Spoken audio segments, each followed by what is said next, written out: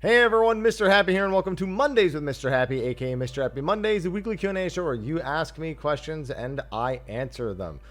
This week, while I still have some ongoing things, like I mentioned from last week, has been much better. Yeah, like if last week was like a 3, this week's like a 9. I still have to knock a point off because of last week's stuff, but you'll be glad to know I'm in better spirits this week. So, what I am, however, is short of time. I've got a very busy week ahead of me. I've got a very busy day that I'm recording this. I actually almost completely forgot to record it, in all honesty. So I am going to do a one take for this episode. For those who are unfamiliar, I've done a lot of them, and especially in the last several months. A one take is basically just, I won't put the questions on the screen. I will scroll through, I will read them, and I will assess them so I can just plug and play and render and then be good to go and then go take care of the things I need to take care of. So it's a lazy episode, I guess is the fair thing to say. But it's the episode all the same. So I don't have any sponsor reads other than, reminder, Steel Series is in the description, 12% off year round, Steel Series. There's a link and everything, an affiliate link, go use that. They sponsor us. They've been awesome to us, especially in recent times when I haven't been able to give back to them as much as I would have liked. So if you need hardware, that. But this video is not sponsored. They just sponsor me all the time. And don't forget, if you have a question, ask it in the comment section of the video below, and I will read it for next week's episode. So without further ado, let's get into the Q&A. I guess calling it a one take is kind of incorrect because I do that one edit, but there's no edits for the rest of this video. So just scrolling down from the top, I see the total number of comments isn't too high. I don't know if that means how many questions there are, but we'll see. Last week we didn't have too many, but I still managed to stretch it out.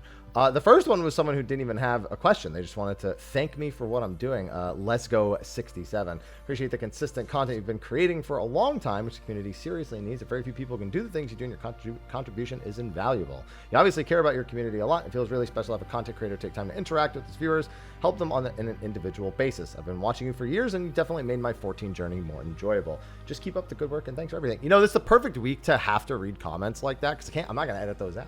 So thank you for the kind words. I appreciate it. I just do what I like, and as long as it helps people in something that they enjoy. Oh, got a cat hair in my mouth. Ivy, you're right over here. I see her. Yeah, hi. Then that's I'm just doing my thing. As long as I can help some people and they have fun and they enjoy. And I don't know. I'm awkward in situations. I don't have a praise kink. I have praise awkwardness. So thank you. Then we had another hashtag here. Watched a live letter recap, and I agree with their points about content scheduling to the letter, and my question has to do with that. I think the devs have heard our feedback regarding the lack of post-expansion release content, so why don't they take that into account? We hear you, we're going to front-load this patch with a slew of stuff to satisfy you guys.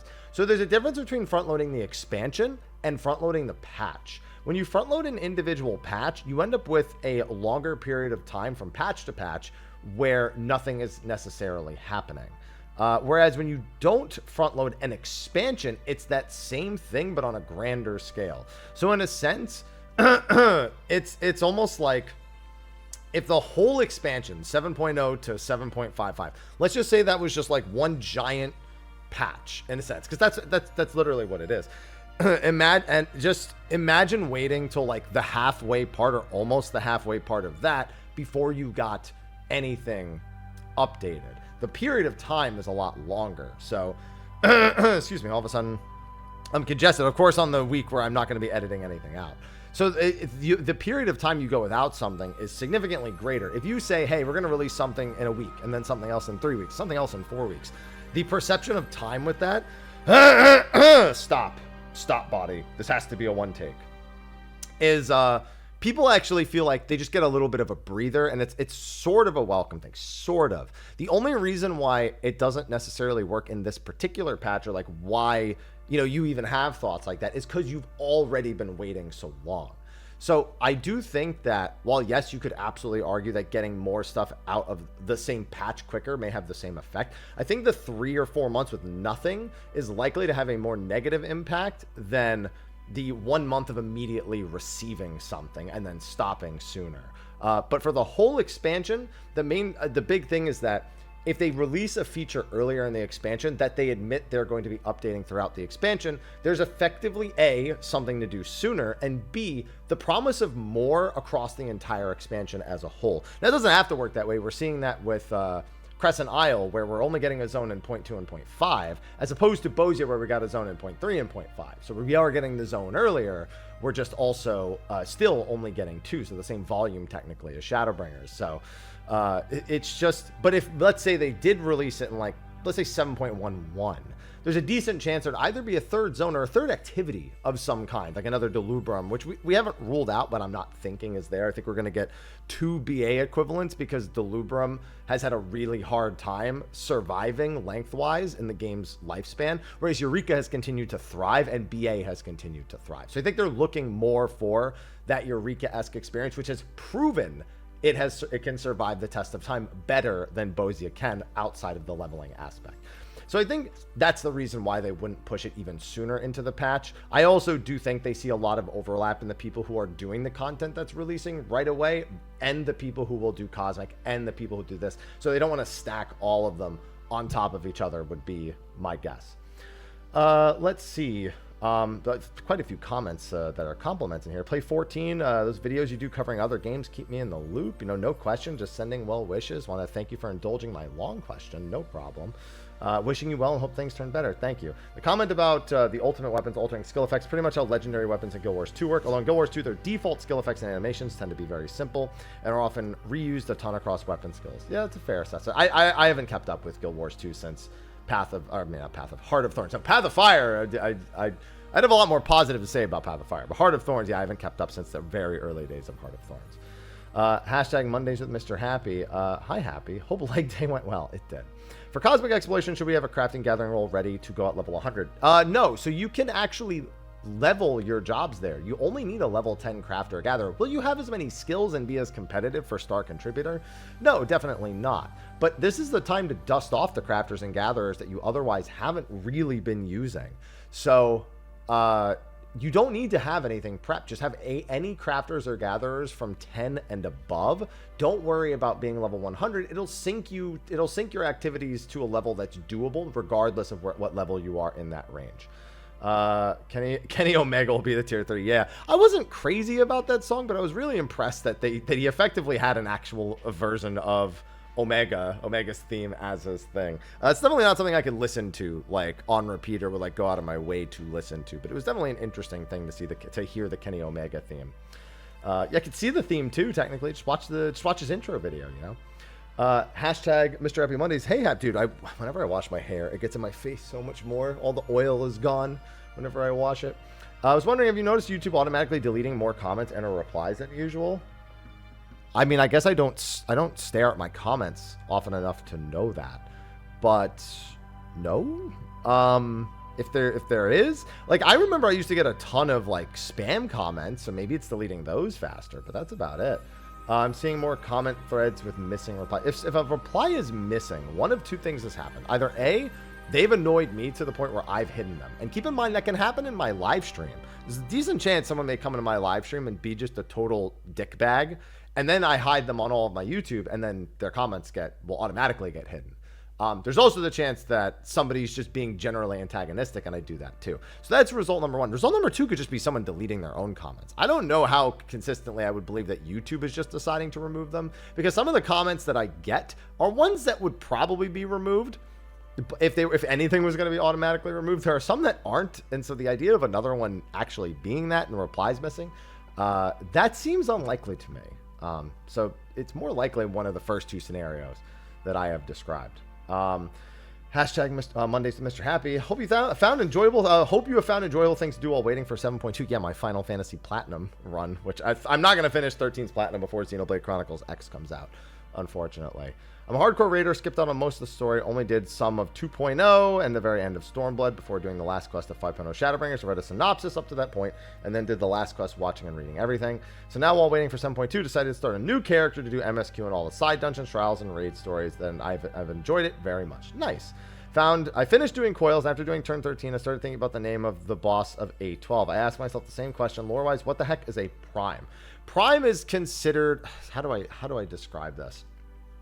A prime is effectively the incarnation of consciousness of said being. So obviously Bahamut is the giant creature that you see, but we fight Bahamut Prime, and that gives us the ability to eliminate Bahamut. We are effectively eliminating their consciousness that has been given form through their own ether. Same with Alexander himself. Alexander is literally summoned into the Colossus and is the entire Colossus itself for all effects and purposes.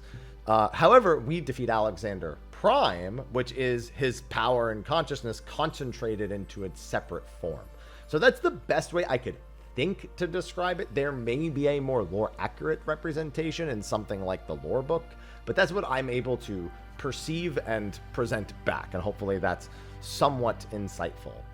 Hello, Mr. Happy, or as we say in Brazil, oi, Senor Happy. Yeah, that checks. Senor with an H and an N, apparently. Question about your plans for the new exploration content. When are you planning on doing community runs? I almost always just group up. Like, usually I rush through with like a world prog group if there's something like a BA or a Delubrum, and that becomes top priority. And then after that, I pretty much am just free flow. Like, anyone who's in my stream, just come join my party. Like, I'm not like particular. I don't even make community runs. I just say, I'm doing this for the day. If you're in my instance, you know, make parties or whatnot, or like, if you want to make a party before we go in, like first come, first serve anyone in stream. I'll just like invite people to do stuff. Like I do with Unreal, I do the same thing. The first 7 people to join is who I'm doing it with, but it's always with my stream. I don't like PF it, for example. 2, do you plan on doing guides like you did with Eureka? Yes. And the Bozia ones, that includes spawn conditions, that includes critical engagement, how to do them, like what the boss strategies are, and eventually, of course, the Forked Tower I will do a video on as well. And I never really did a BA guide, and that's because the resources out there for them are the resources I would tell anyone to use. And so I almost just didn't want to make a guide for BA ever at any point.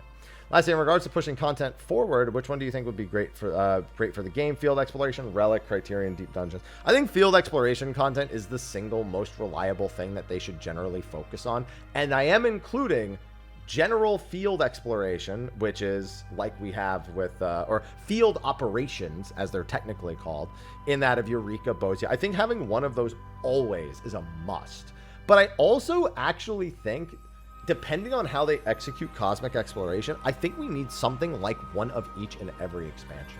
Now, whether or not they want to do other types of content or how frequently they want to release and update it throughout the expansion is a different story. If it means that they can't do anything else new, then I'm not a huge fan. You know, I would rather they not do that. You know, if it's going to be too costly to try out other new things. But in terms of playing it safe, which they tend to do, I would want both of those contents, a style of those contents, every expansion. Both are casually approachable by non-hardcore players with their own sets of progressions and rewards that are valuable in and out of said content. And they both are social areas where players will feel like they are engaging with other players, even if they're not necessarily partied up with them. And I think for an MMO, those are essential. And in the modern day, being able to get in and play at your own pace is the other thing that is very important. So those are the two things I think above all else should have development priority every expansion, and also start earlier in the expansion. Let's see. Happy looks so different. Not bad, just different. I don't know what that means. I mean, I got long hair and I'm on a cut right now. So I like ate up to 190 when I was bulking, and I put that in quotes because Aloha died and I barely worked out because I was just depressed. So I'm bringing myself back down. Right now I'm at 179 after 9 weeks, I want to say. So about 0.7% of my body weight, I think, was what I originally calculated that. I'd have to do the math to see if that's actually what it is. But I also don't know how little water or much water I'm holding at that. That sounds, I feel like that's like bare minimum water weight at the time. No, not bare minimum. Bare minimum would be like fucking on stage. But like within like a normal range of, I drink the same amount of water every day, and my body just, that's when my body's not holding as much water. So yeah, I think that's, they probably noticed that, since, you know, being down a handful of pounds is definitely noticeable. Let's see. Good day, Mr. Happy. Hopefully I got this one in time. Yeah, yesterday. I almost recorded this yesterday too, but I think this was at a time when I actually still would have been recording it. But doom and gloom surrounding the recently announced oh my god, I'm so tired of the Black Mage changes. I'll talk about it in a second. Complaining about ScreenX catering to the lowest common denominator again, but I have an alternate take. What if it was changed because the vast majority of people playing the job are shit at it and causing it to underperform in all levels of Honestly, with Black Mage, I generally find that the people who are ballsy enough to play Black Mage are just good at it in the first place. And thus, practically, when you make a change, you're only targeting those people. You're either targeting the people who weren't interested in it because it was intimidating, but likely still won't become it, which is true of most changes to jobs that become more casual friendly. Or you're like looking at that, because here's the thing, like one of the changes is along the lines of things I heard a lot of Black Mages saying in terms of the standard rotation, which was the timers on Firestarter and Thundercloud. Everyone's like, yeah, those timers are really stupid. Like that's all I kept hearing from everyone. So it's like, oh, that makes sense. But then the other part with the Astral Fire and Umbral Ice being infinite, that was a little bit, you know, something that I wouldn't have expected. Granted, we don't know. I'm going to say it probably is the change, but we don't know the actual live changes in the game. Like I'm waiting for the patch notes, and specifically the patch notes the day before patch, not the preliminaries, the full notes. Highest level Black Mages might feel fine, but those who live and breathe it. But if the job was shown to be a unique outlier for underperform, I firmly believe anyone who just casually picks up Black Mage is very likely underperforming on it. I think everyone thinks Black Mage is or was harder than it actually is or was. But I'm honestly, there's not much to say until we actually see the changes. But like, I've kind of just tuned out like Black Mage chatter because it's been the most consistent like doom and gloom for like years that I just, as a Fizz ranged player, I just tuned it out. Because like my role has been questioned about whether or not it's even worth bringing. And it's been hanging on by a thread for expansions. So when Black Mages talk about non-standard rotations being ruined, I honestly am at the point where I just can't be asked to care what they have to say. Not that they shouldn't say it. They're the ones playing the job. They're the ones who should be providing feedback on it. And in essence, the ones who should be listened to. I just can't be given enough time to care. I can't develop enough care to actually do it myself. So I don't have too many thoughts on it because I'm not a Black Mage expert and I'm barely paying attention to it because it's just chatter to me. Hello again. So about the staggered release, why start with well, we don't start with MSQ and Savage. We start with MSQ, Raid, Trial, Unreal, Update, all quality of life. Like we start with all of the major stuff. Savage actually has a somewhat higher clear rate than some people expect. It can get closer to 20 to 25% of the player base. And we're talking about of the player base in its entirety, not out of the people that actively engage in combat stuff. Because there are a lot of people who don't regularly do dungeons or even normal raids or what. They are generally using the entire game as a social platform. They have no interest in endgame activities as a whole. So you are releasing something that is going to be quite good in terms of advertisement for the game, because you know your broadcasters and your content creators are likely to be getting information about it out there. But on top of that, it is something that over the course of over the course of the expansion will be, or the patch cycle will be a constant reason people log in weekly. It's weekly locked in terms of the loot, so the sooner you get it out, the more loot people can acquire over the same period of time, which is especially important if they do release an ultimate in 0.3, which as far as I know is unconfirmed at this point. But you do not want to wait 4 weeks and then only have 15 weeks of loot, which to be fair is more than enough, but people would feel a little uneasy about it until the next major patch. You generally want the weekly gated stuff to be out sooner, because it is weekly gated, so people want more weeks. Like, again, Unreal as another example. So they don't want to, and also the normal raid just came out. It's got like the base of the content that makes it is literally already there. To put something in between that and Savage doesn't make a whole lot of sense. It doesn't make a lot of sense for a lot of reasons. I mean, I've given a whole bunch of them, but like just separating them by like a month is not, honestly, sometimes the 2-week delay between normal and Savage at the start of the expansion sometimes feels a bit excessive, but at least some people are using that time to like run through the normal mode more, make sure they know all the ability names so that they can recognize them instantly when they get to Savage in that short period of time later. There's also the factor of retaining the information from normal mode and being able to use Savage. There's so many aspects that it just makes sense to put Savage out immediately. And honestly, if you could remove them all, the fact that it's got weekly locked loot is a good enough reason to put it earlier anyway. I have a text I need to answer. Hold on. I'm going to read this, and then while I'm answering, I'm going to reply to this. Good morning, afternoon, or evening. Hope you're doing goodo. Question about Devil May Cry. Oh, yes. Yes. Have you watched the anime trailer? I still can't believe their music choices for both of their trailers at this point.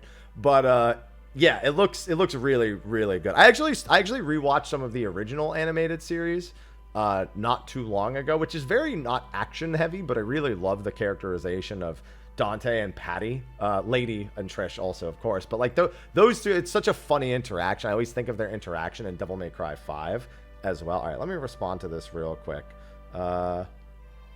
Let's see. Let me just do this. Apologies. This is the downside to the one take. If something important happens, I do need to take it up, but I think I've gotten the point. I'm replaying Devil May Cry 3 right now, and God, it's really different than when I played it 15 years ago. I got stuck in the tower room for some time when I'm proud for my young self to finish this game.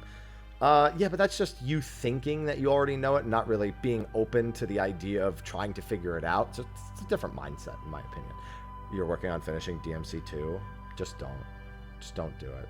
Boss, your favorite from the series? I still think that the Virgil fight in 3, the first one at the top of the tower, you know, not the final one in the underworld itself, I think that stands above the rest. I mean, there's some other really good ones. I think Devil May Cry 5 has a lot of really big highlight fights, but Virgil at the top of the tower there's no way that that's getting beaten by anything. I don't think ever in the franchise.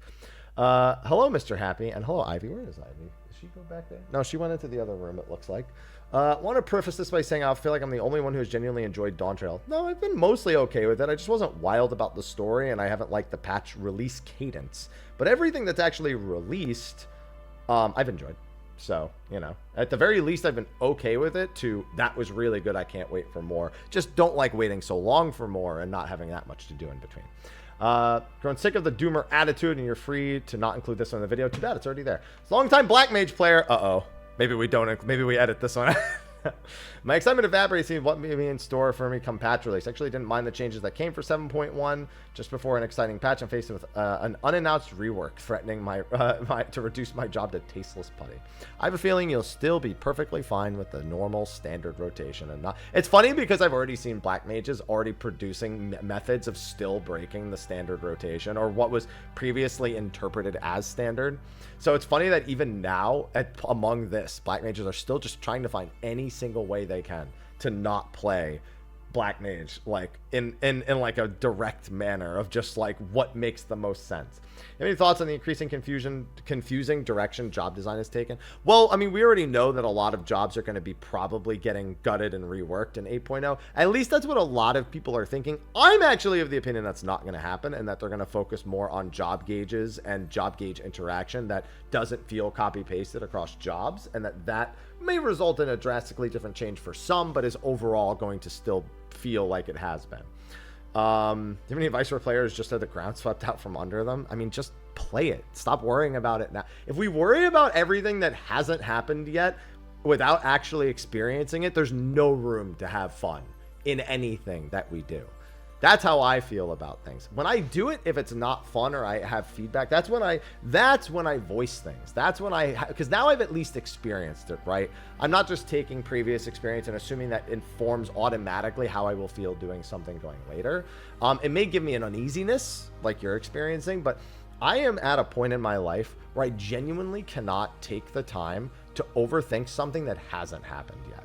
It is just, I have let that ruin my enjoyment of things so much. I've let the time where I'm doing that, I've let other people's opinions affect mine. Not in recent times, but like in my life that's happened.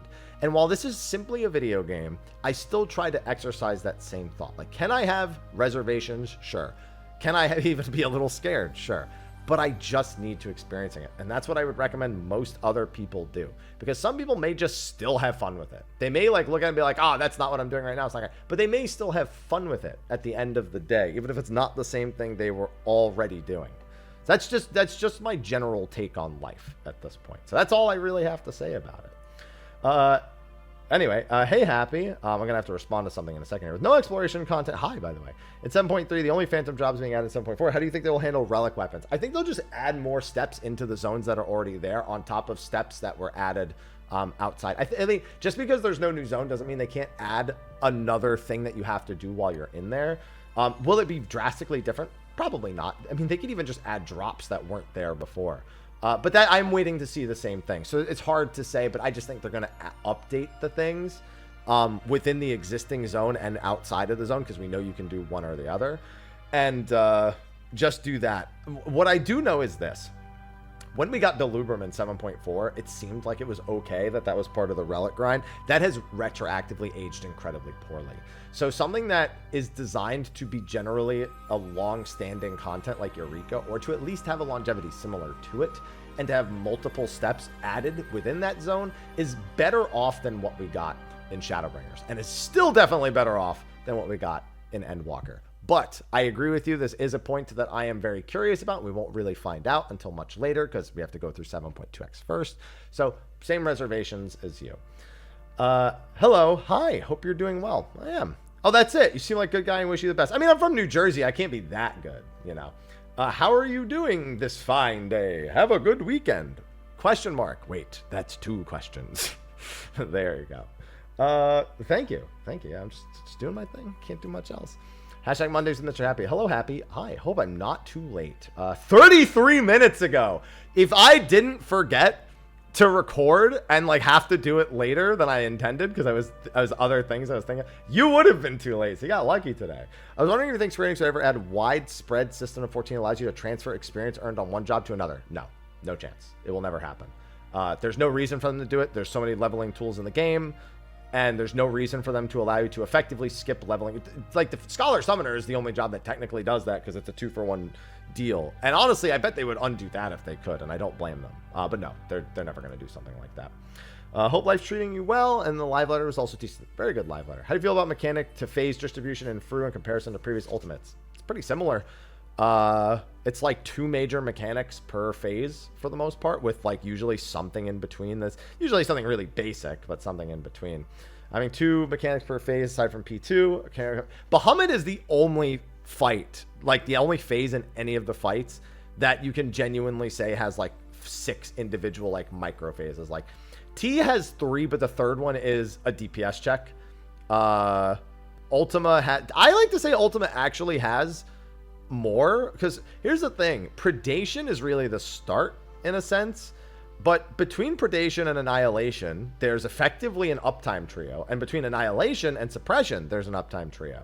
So I actually think Uwu is probably the best example of a 5-6 minute phase that is filled in better than the rest. Like Perfect Alexander starts pretty like front loaded, but it's because he's teaching you what all of his mechanics do, so that when he does the time stop shenanigans, or when he does the fate calibrations, that you know what they do, and it's like an education phase more than anything else. That's not that bad, but I think Uwu, other than its difficulty, is probably the best example of a phase that is trio heavy, but still makes you like actually dissect and understand things in between them. Actually, Uwu's like got a lot of great design. It's just not very hard. It's really unfortunate to say, but I'm indifferent as long as no matter what, it's still X number of mechanics in Y fight. Doesn't matter how many are in each phase, really. So I'm indifferent as long as I enjoy the fight, and I do enjoy Fru quite a bit. All right, let me read this next one, and then I gotta reply to something real quick. So I've been playing Monster. Oh, hello, Happy. Hi. So I've been playing Monster Hunter Wilds. One thing I've noticed is they have vastly superior glam system and also superior die system. Every game has a better glam system than 14's. After you've unlocked an armor piece, you just go back into your tent, glam diet, and then use that piece whenever you want. I think it'd be better to scrap the current. I mean, people have wanted to scrap the current glam for age. People just want WoW's transmog or Guild Wars 2's transmog. There we go. All right, and replied. Sorry, it's something very important that I'm just keeping track of at the moment. Yeah, I mean, people just want those. It's easy. Just you unlock a piece of armor, it goes into the transmog book, you can pick it and put it on and dye it whenever you want, and it don't actually need the piece anymore. So that let's see, apology accepted, you may have your high day back. No turkey day, never turkey day. For a quick Setzer comment, yeah. Having come into too many tomatoes, which do you prefer for which application? I don't buy too many tomatoes, in all honesty. I tend to, when I buy tomatoes, I'm either buying just a traditional like whole tomato and slicing it up and like using that in like a salad or on a burger, or I'm buying grape tomatoes and putting them in salads, or straight up just washing them and eating them. Like I'm a grazer. I was raised in a family full of grazers. We never really sat down and ate full meals. We pretty much just ate things piecemeal. So because of that, I tend to just like eat what I need to eat for the day in like individual like bits, and rarely do I put them all together. I did during COVID when I was doing a lot more like fancy cooking, but right now, especially while I'm on a cut or I'm mostly just trying to achieve certain fitness goals, I really am just trying to make sure everything's like down to the wire, exactly what I want, and it's less cooking and more just portions of everything that I eat. Hashtag Mondays. Hey, hi. Long time watcher, first time a commenter. Hi, comment section. Hello, comment. Too bad they can't see you the one time you did it. Unfortunate. So I'm essentially the shot caller for my casual static. And while we are certainly more behind in Prague, almost M4, we still like to go through it mostly semi-blind. Seeing how far we can get inevitably with each guide, either yours or anyone else's. The new raid tier around the corner with you being quite the explainer. Do any of you have any tips on when certain parts of the fights are just a bit too hectic for callouts to help ease? Effectively, you need to create a callout that simply tells everyone that they need to pay attention. So like, you don't call out X person do Y thing. You call out X thing is happening, watch this. Like, I guess a good example would be like an well, I guess you said you're almost to M4, so I guess I don't want to technically spoil it. Okay, no, good example. M3, the fuses, when everybody needs to intercept a fuse and you've got the short fuses and the long fuses, you effectively you don't tell people where to go for that, right? You just say, check the timer on your fuses. You're looking for something shorthand like that because you cannot be responsible for every single person. You cannot be responsible for every single debuff. I do also sometimes recommend having I guess I'll call them a Sue shot caller, where they can call out the tiny individual details that people might miss. Like, oh, this person, I'm just going to name a random debuff. This person is the bomb. Right, so that person knows. That's like a Baron Geddon call. be like in WoW, it sounds like this person has bomb on Baron. Be sure you're out. That they would be like bomb name of person, and that's it. And then it was up to that. It's up to that person to literally just listen. But it is just coming up with as much shorthand as possible and only calling the things that make sense, because shot callers' job is not to make sure everybody knows everything that's happening all the time. It's to make sure that a general direction of how to get through the next mechanic is given. Some people go really crazy with it and do like effectively guide every single action, but that's a bit much, so I wouldn't recommend kind of approaching it that way in the first place. Hey, Haps. Hi. I hope you're doing well with whatever you can. I am, like I said, 9 out of 10 this week. It's only 1 point off for the one thing that is still ongoing from last week. 2 questions, one 14 related, one not. One, you mentioned that you typically use your Twitter for posts about anything that make you happy, and it tends to be fitness. What would you be open to posting your workouts for the week as you post? I don't change my workouts very much. Like, more often than not, that would just be me posting once a month. And Ivy, come on. I try to keep it somewhat. It really depends on the mood that I'm in, because my social media was built on someone who plays video games and posts about video games, talks about video games. So as much as I like to share and post stuff that I genuinely enjoy, and that's a higher priority for me, I'm not inclined to re-identify like Twitter, for example, to be all like fitness posts. I really do that mostly on Instagram, and even then I don't like posting like, how do I put this? I'm not a fitness influencer at the end of the day, so what workouts I'm doing I don't think are that relevant. Ivy, stop. Come on, I need to finish this recording. Stop. When I'm not doing anything fancy or special, like I'm literally just, honestly, anything that's like a standard compound lift or like the machines you see at the gym, it's just what I'm doing. I'm not like reinventing the wheel and doing anything like really, really crazy. I'm just picking an exercise that targets a muscle and doing that with as high intensity as I can manage. And that's really all it is. I don't try to overcomplicate any of that stuff. I don't try to over-explain it. I just do it based on feel. And that has worked for me. And it's a way easier and brain-saving way of doing things, in my opinion. Enter Terminator music. Hey, Abby, gym question, fittingly enough. What did you suggest for losing love handles? Eating less. You cannot target fat loss. Like, you cannot say, I will specifically lose weight in one location. You can tone that part of your body, and thus, even if there's fat or water being held there, which is often the case with love handles, both fat and water, that, you know, even if it's there, that you have definition that makes you less self-conscious about it, but you cannot get rid of one specific thing on your body in terms of strictly working out that area. So you lose love handles by eating less calories per day than your body consumes over an extended period of time, usually aiming for losing about half a pound to a pound a week, depending on, well, it depends on your total body weight, but I guess in like a semi-healthy individual, that would be a good measure. So there's that. Okay, hashtag Mondays with Mr. Happy. Hey, Mr. Happy. Hi, I have 2 questions for you. Okay, I want to know if you have, and hello again, likely for Shadowbringers to be added to the free trial? Yes, I do think Shadowbringers will be added to the free trial in the future. And do you think players who will willingly choose to play 14 in the, what do you think of players who willingly choose to play 14 in the free trial? I don't understand that question. What do you mean what I think of them? That they want to try out the game for free for like hundreds of hours? That, yeah, I think that's what they want. I think that's what they want. So that's all I think of it, really. Okay, I got tired of being rude, so I'll do that edit. All right, I'll do that edit. I have to reply. It's something important, and it's just, you know, this wasn't the best week. Like I'm short on time, and I'm trying to take care of something important, but I also want to do it in one take. I'm sorry. All right, I'm sorry. All right, I learned my lesson with this one. I apologize. Okay. I think I'm almost done anyway. Hashtag Mr. Happy Mondays. Hey, Happy. Hi. Took a break after 7.0 because burnt out and real life. Looking to come back and wanted to challenge myself to main a tank job.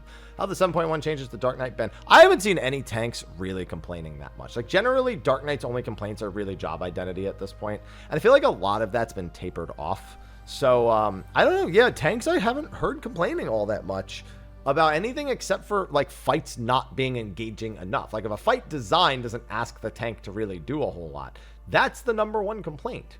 But the jobs themselves, I've barely heard any complaints about. So I won't say that there's no complaints. That would be, again, I'm not a tank main, so it'd be dumb of me to admit to say that or try to admit that. But I just haven't heard much. Again, black mages more recently, and even before that, it's usually healers, if anything, that are just talking because, you know, it's been a topic for years now at this point. Let's see what else. I think the platinum resets after 3 to 5 years. You don't have to re-platinum games ever. Platinums don't reset. It's like when people used to talk about Final Fantasy XI accounts being deleted, and that literally only happened in like 2002 and 2003 and has not happened since, but people still say that if your account's inactive, that your account will be deleted and your character will be deleted. It's not how Final Fantasy XI accounts work either, so I don't know where people get this stuff.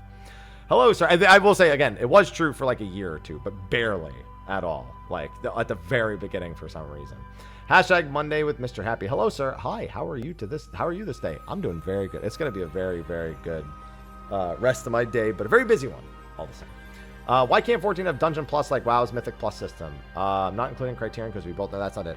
Because the game's strictly not made for that type of system. It's not made for it in terms of its reward structure. It's not made for it in terms of its actual dungeon system as a whole.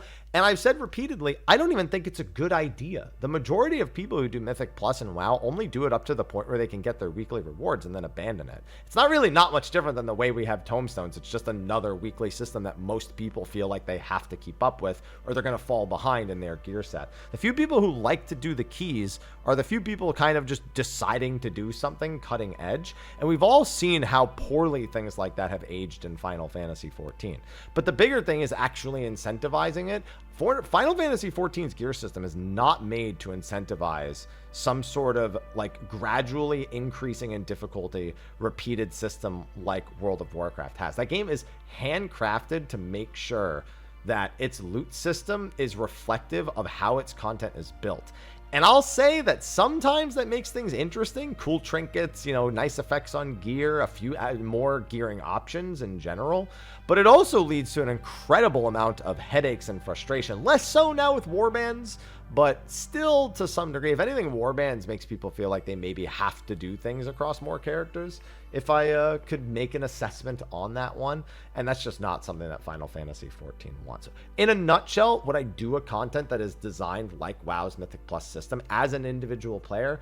Yeah, I probably would. But if the reward system wasn't built around it, it would be something I just kind of do sometimes and then otherwise just ignore it. Like, I don't care about getting more tomes, or I don't care about like going to like plus 21 on whatever.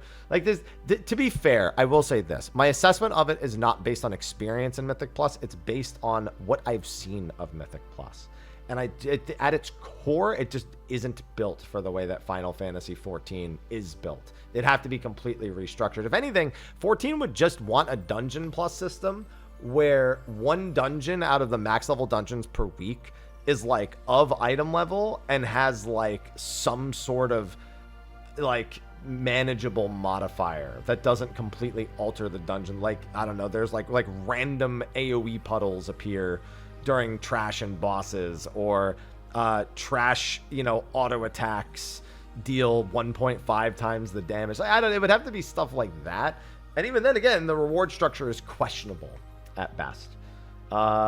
Okay, and then I think this is the last question. Hashtag Mondays with Mr. Happy. Hi, how are you? Hi. Fru can now be cleared without a tank. No, Fru has been cleared without a tank. Not can be, has been. I think it's an indicator of something wrong with job design. It's an indicator that the tanks don't actually fulfill a role in that fight other than taking damage. That's all that it's an indication of. It has nothing to do with the job design. It has everything to do with the encounter not actually demanding tanks. Keep in mind that they had to come up with some very creative ways in order to circumvent the lack of tanks for certain mechanics that otherwise would just be very, like having 3 healers really throws things off when an attack can target a healer. So they needed to do like, the 4+2+2 stack for the very first mechanic, and they have to just straight up sack DPS to tank busters. So the actual onus on the players to perform at a level where taking constant deaths and missing things like reprisals or whatnot. Obviously they have an extra healer with their own entire extra healer mitt and shields and all that, but like all of those factors have to go into it. Nobody's gonna sit here and act like everyone's gonna stop bringing tanks to Fru, because not more than well, I guess at this point 8 people, but like not more than like a handful of people would ever even A, consider doing that, and B, would ever even actually be successful doing that. So it has nothing to indicate. However, it's very much like the no healer clears, where it's like the game's math allowing that to be possible is discouraging to players, even though they will never be a part of those types of clears. Like they're like players that don't even do that content and thus don't even perceive what is actually happening and how it works and why it's allowed. And they can't perceive it. They just see the headline, right? So no, it's not indicative of job design problems. If anything, it's indicative of encounter design, because the fact that the tank, like I'll tell you this, if you don't have a tank on Seiryu, for example, as an extreme trial, that's going to eventually be an Unreal. You're fucking dead. There's no shot you can beat that fight without like, well, not reliably. You know what though? I say that maybe you could craft a strategy without them, but like, let's say you were to sack someone to just take a tank buster on Seiryu, you're dead. Like the way that tank buster works is that if the tanks fuck it up, everyone's dead. There's no way around it, because it's based on the difference in damage. It's based on how much damage the player takes after they've been hit. So if the same person gets hit twice, then that's it. So you'd have to like go through this like massive, like really weird and very careful like enmity manipulation, which doesn't really exist. Like we don't have ninjas to really allow that anymore, and you'd be doing it without a tank too. So it'd be like, so it's if anything, it's indicative of encounter design flaws and not of job design flaws. I got another question about watching live. I'm trying to understand critical engagements. Is it going to teleport me? No, you have to go stand in it. One of the biggest problems in field exploration content is people just sitting in base and waiting for shit to spawn and then going to it. In Bozia, it was an even bigger problem because people were teleported to it. At least in Eureka, players have to make the conscious effort to go to the location, and now they have to be there before it actually begins to boot. So you're definitely, it doesn't behoove you to sit back in base. So it is a countermeasure to try to stop people from AFKing and then just accepting queues as they become available. All right, so with that takes care of all of the questions from this week's episode. Again, apologies for the weird way this was edited, and then I was, again, I just got to take care of some important stuff.